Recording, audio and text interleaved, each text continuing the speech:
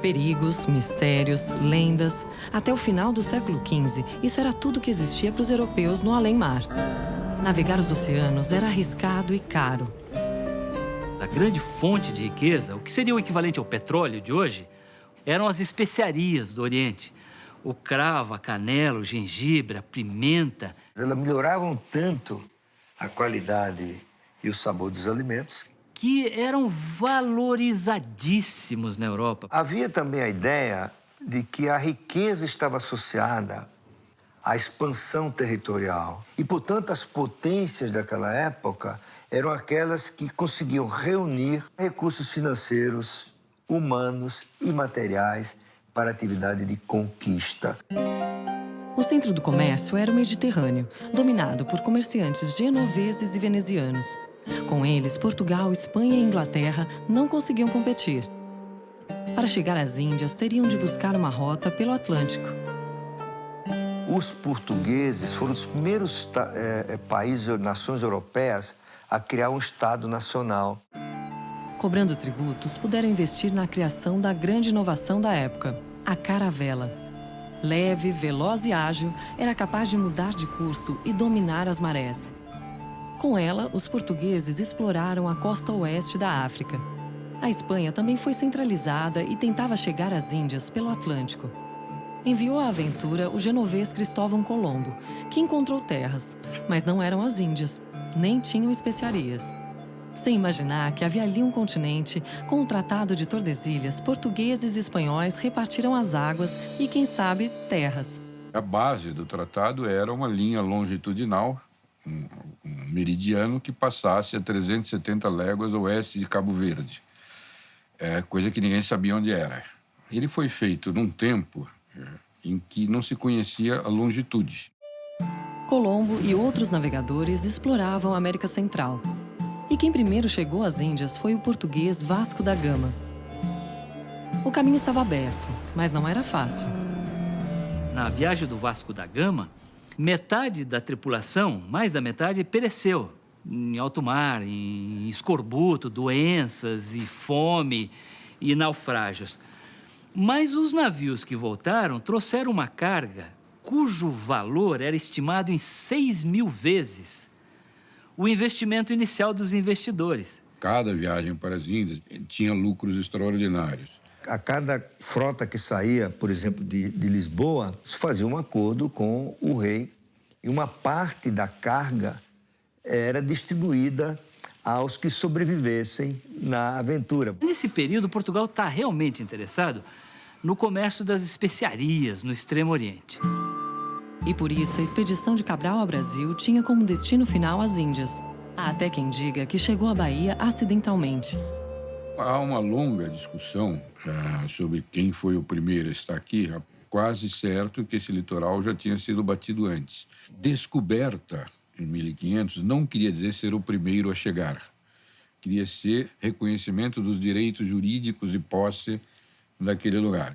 Nas terras que acreditava que fosse uma ilha, Cabral mandou rezar uma missa e logo partiu para as Índias, em busca de especiarias. A Espanha explorou a América Central e patrocinou a primeira volta ao mundo da história, que Fernão de Magalhães finalmente completou em 3 anos. Portugal continuou investindo no comércio no litoral africano e asiático. Já na América, os poucos portugueses só avançavam com a ajuda dos indígenas. A economia no Brasil funcionou aonde havia tupi. Onde não havia tupi, português não entrava. Aonde havia tupi, andava todo mundo e era Brasil. E os tupi, em aliança com Portugal, começaram a ampliar o seu poder militar e dominar os intervalos desse território, que as alianças entre nativos, entre tupi e portugueses, geraram mercadorias. A primeira delas, mais conhecida, o pau-brasil. Passou a ter mercado na Europa. É quando Portugal realmente começa a ter algum interesse econômico nos seus territórios americanos. No Brasil não havia, até então, espécies de interesse comercial. Os portugueses exploraram o pau-brasil quase até a extinção. Em busca de outro produto rentável, Portugal repartiu o território em capitanias hereditárias recebidas por portugueses sem muito entusiasmo. Na Europa, o que dava água na boca era uma doce novidade, o açúcar. Em poucos anos, haviam imensas plantações de cana nas capitanias de Pernambuco e São Vicente. O Brasil entra no segundo ciclo econômico, que é o do açúcar, da cana-de-açúcar. O primeiro negócio que veio no Brasil, foram os engenhos de açúcar, né? Que na época chegou até a ser o Ouro Branco. No período colonial, né, o Brasil, na verdade, responde àquilo que é o projeto de Portugal, não o projeto de Brasil. E, por isso, a forma como se produziu o açúcar no Brasil, uma plantation, quer dizer, uma monocultura voltada para exportação, com trabalho escravo, era, na verdade, a melhor forma que Portugal encontrou para ter rendas elevadas do açúcar, do produto que seria exportado. Portugal não tinha gente para ocupar o Brasil, então começa a importar quantidades fenomenais de escravos da África para se responsabilizar pelo cultivo das lavouras de cana-de-açúcar no Brasil. O escravo africano era mais adaptável. O escravo índio sempre podia ir para o mato e ia ser difícil caçar lá. Na África, era comum povos vencedores escravizarem os vencidos. E europeus passaram a vendê-los nas Américas, impulsionando a produção do açúcar brasileiro. O açúcar chegou a ser a principal commodity do comércio mundial. Na virada do século XVII, alguma coisa como 5% da receita total do Império Português já vinha do Brasil. Aí sim o Brasil ganha uma importância econômica que não havia tido durante o século XVI. Com os latifúndios, surgiram outras atividades econômicas e um mercado interno. A pecuária começou a se desenvolver fortemente pelo interior do Nordeste já no século XVII. Couro, artefatos de couro, feijão, arroz, farinha, carne de charque, cachaça e produtos primários. O Brasil conseguiu montar uma economia colonial dinâmica, cuja taxa de crescimento era maior do que a economia portuguesa. A moeda oficial era a de Portugal, o real, contado em 1.000 réis, cruzado, pataca, tostão, vintém. R$1 não valia meia pataca, nem um tostão. Mas nenhuma moeda era muito usada por aqui. A moeda que circulava no Brasil era a prata cunhada em Potosí.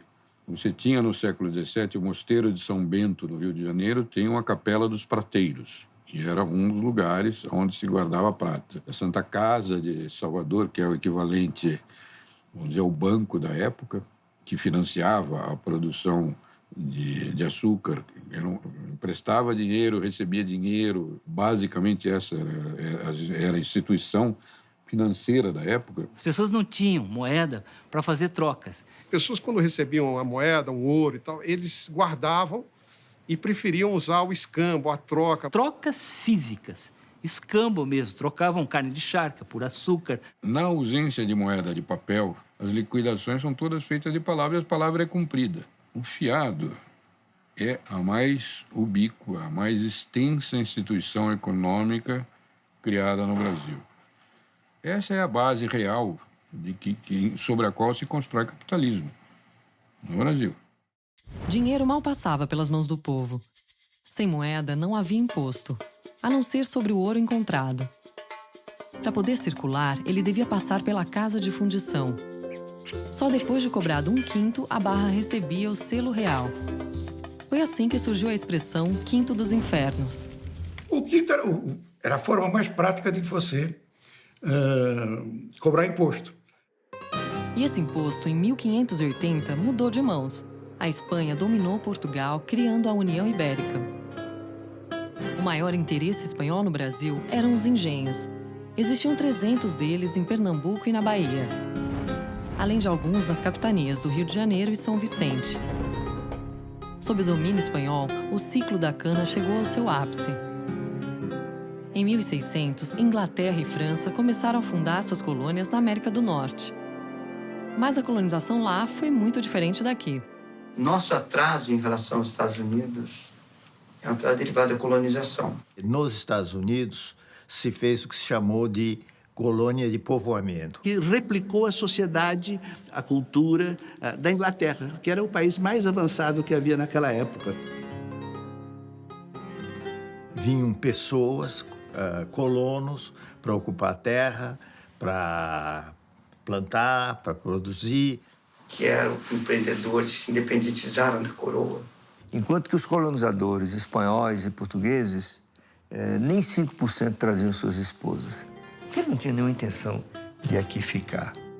Era um espírito muito predador, de desfrute e de exploração dos recursos naturais do Brasil colônia para rápido enriquecimento. Encontrar o paraíso, desfrutar do paraíso, enriquecer o mais rapidamente possível para poder voltar para a metrópole. Nossa casa aqui, começamos com capitanias hereditárias dominadas pela coroa. Ou seja, a presença estatal sempre foi muito mais marcada no Brasil. O Brasil virou o objeto de uma grande empresa mercantil. Então era preciso grandes plantações de café, de açúcar, mão de obra baratinha, pouco valor adicionado. Assim nasceu o Brasil. Portanto, é um país que nasceu pobre nesse aspecto, diferente dos Estados Unidos, Argentina, Austrália, para onde foram poucos imigrantes qualificados fazendo uma lavoura de alto valor adicionado. São países que nascem ricos. Porque os ingleses já tinham uma visão institucional distinta da dos portugueses. Os Estados Unidos tiveram universidades em 1600 e pouco. Na América Hispânica tinha 30 universidades, a primeira delas de 1538. Os portugueses nunca criaram uma universidade no Brasil. Mesmo tendo colônias, nenhum país superava a Espanha, que tinha uma vantagem imbatível: ouro.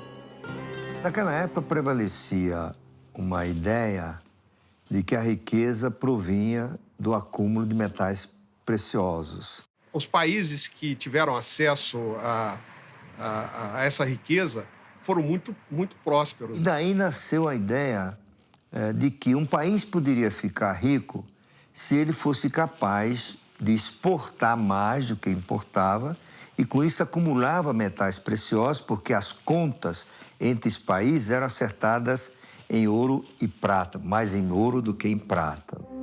Em breve, se veria que só a riqueza não sustenta a hegemonia de um país. O que poderia valer mais do que o ouro? O que seria mais forte do que a invencível armada espanhola?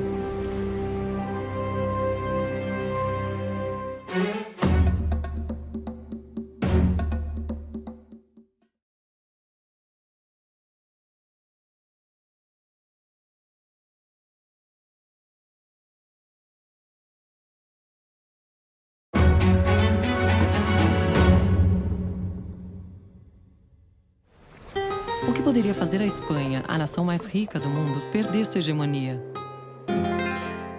Tanto Portugal quanto Espanha não criaram mecanismos que transformassem essa riqueza momentânea num processo de enriquecimento mais sustentado da sociedade. Não adianta só ser rico do ponto de vista de ter acesso a metais preciosos. O desenvolvimento é algo muito mais complexo. Eu diria que a Inglaterra foi extremamente bem-sucedida em construir instituições favoráveis ao capitalismo. A Revolução Gloriosa de 1688 é de uma importância fundamental. Era o parlamento agora que decidia sobre a aprovação de leis. E o rei perdeu também o poder de demitir juízes. Isso criou as raízes do que viria a ser o judiciário independente. E estão também aí as raízes do que viria a ser a teoria da separação dos poderes, o legislativo, o executivo e o judiciário, e os três podem questionar uns aos outros, né? Além de fazer essas reformas institucionais, a Inglaterra aumentava seu poder nas colônias e no mundo. Tinha uma lei de navegação que dava exclusividade no transporte de mercadorias da Inglaterra e para a Inglaterra. Era a Lei de Navegação. Com ela, a Inglaterra virou a dona absoluta dos mares e se firmava como a maior potência mundial.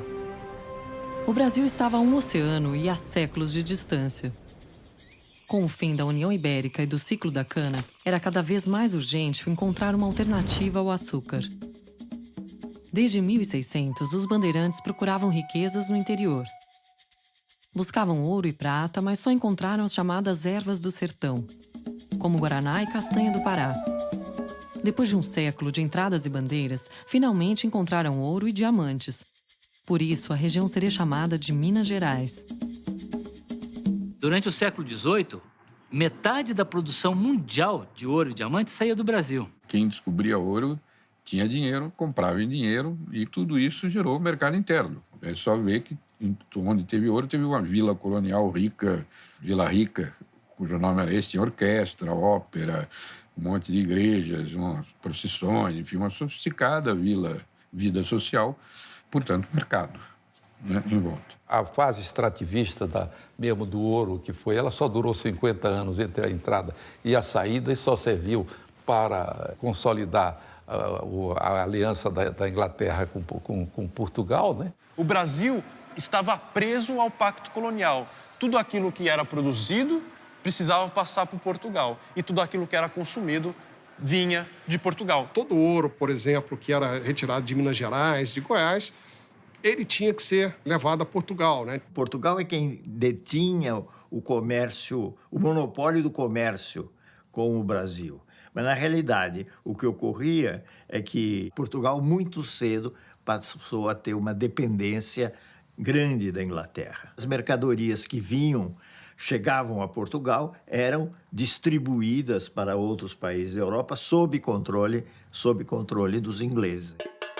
Com a descoberta do ouro, foi fundada em Salvador, a capital da colônia, a primeira Casa da Moeda no Brasil. E aí ocorre uma grande corrida para o Brasil. A população brasileira, que até o final do século XVII era de apenas 300 mil habitantes, ela multiplica 10 vezes durante o século XVIII. Só de escravos entraram no Brasil mais de 1 milhão de cativos africanos para trabalhar nas minas de ouro e diamante.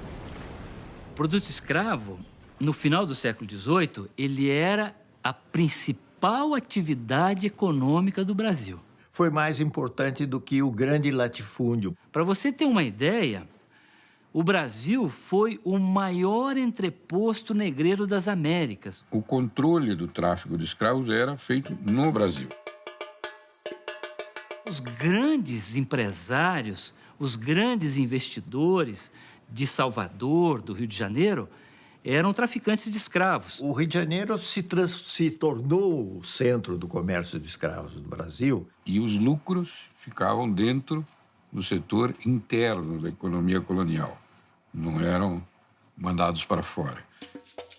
O Rio de Janeiro se transformava no centro econômico da colônia. E quando o Brasil se tornou vice-reino, a cidade passou a ser a capital. No velho continente, Londres havia se tornado um importante centro do iluminismo, que renovou a maneira de pensar e de sentir. Da ciência às artes e à literatura, do sistema político ao pensamento filosófico, o mundo vivia uma intensa transformação, que se refletiria também na economia. Os grandes pais da moderna economia, no sentido do pensamento econômico, são expoentes da filosofia iluminista. Tornaram o pensamento econômico um instrumento a serviço do desenvolvimento e do progresso. A ideia de riqueza que está na nossa cabeça é basicamente aquela que o Adam Smith definiu, que é você pegar um bem da natureza, deixar uma marca do trabalho nele e você vende isso como esse objeto como mercadoria. Isso é um pressuposto maior de toda a economia capitalista e, diga-se de passagem, das ideias do Marx e do socialismo. E o capitalismo ganhava novos contornos com a Revolução Industrial. No final do século XVIII, a Inglaterra reinventou os meios de produção.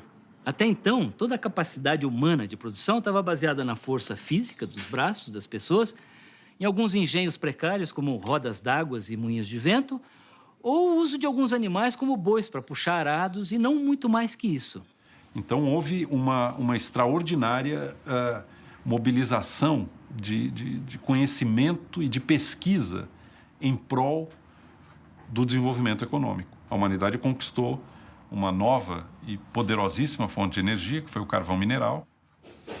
Com o uso das máquinas a vapor, a Inglaterra cria uma escala exponencial de produção de bens e mercadorias. A produção começou a se tornar cada vez mais eficiente. É o início da produção em massa, em recintos organizados. Se agilizaram muitos meios de transporte, se integrou a economia mundial, graças ao barateamento do transporte, com a ferrovia, com os navios movidos a máquina a vapor. E, além disso, a Inglaterra tinha um amplo, vasto espaço colonial, da qual ela se valeu para garantir a sua industrialização.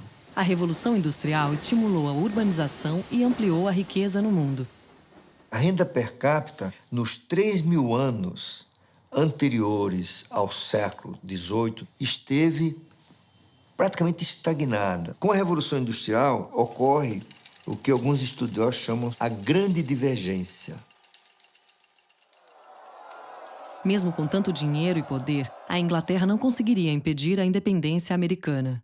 A Inglaterra achava que tinha o direito de tributar os colonos americanos e os colonos, a rigor, não aceitaram isso. E é daí que começa o processo de revolta que levaria à Guerra de Independência.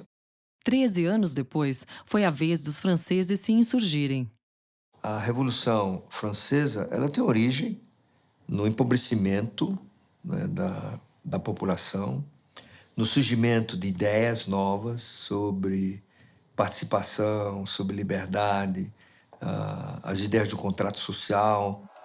Os revolucionários cortaram a cabeça da monarquia e repartiram terras da nobreza e da igreja.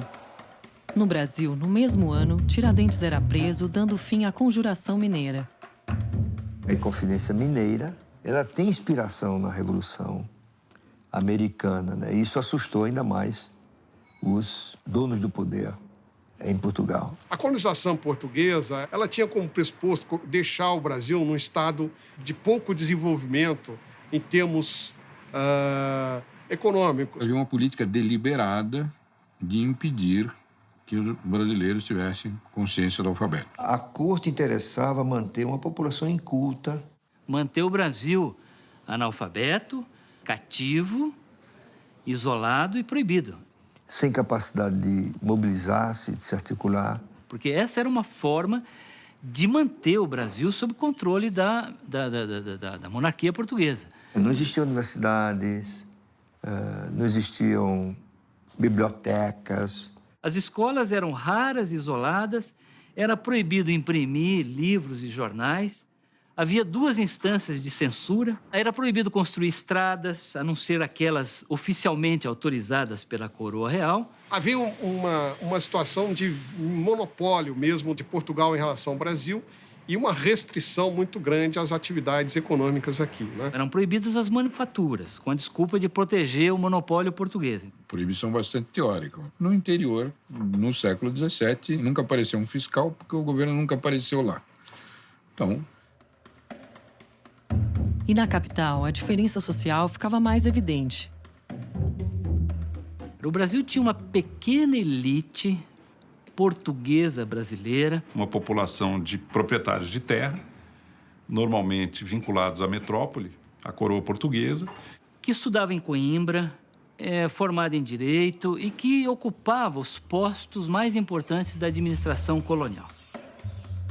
Mas a imensa maioria da população brasileira era pobre, escrava, analfabeta, isolada no território. E você tinha toda uma população flutuante, que era a nossa exígua classe média, de pessoas que prestavam serviços para essa economia agrário-exportadora. Isso prevaleceu no Brasil durante muitos séculos. Então, eu diria que até o final do século XVIII, para a imensa maioria da população brasileira, o país não era muito diferente daquele que o Cabral encontrou em 1500. Um país muito simplório, de economia muito rudimentar. Sem heróis, sem esperanças, sem dinheiro. No final do século XVIII, os brasileiros não tinham grandes expectativas. O acaso, porém, trazia coroas na manga. Quem lançava a sorte era o general francês Napoleão Bonaparte, que expandiu os domínios da França. Ventos agressivos sopravam a corte portuguesa ao sul. O destino era incerto, mas se chamava Brasil. Qual seria a fortuna dos brasileiros?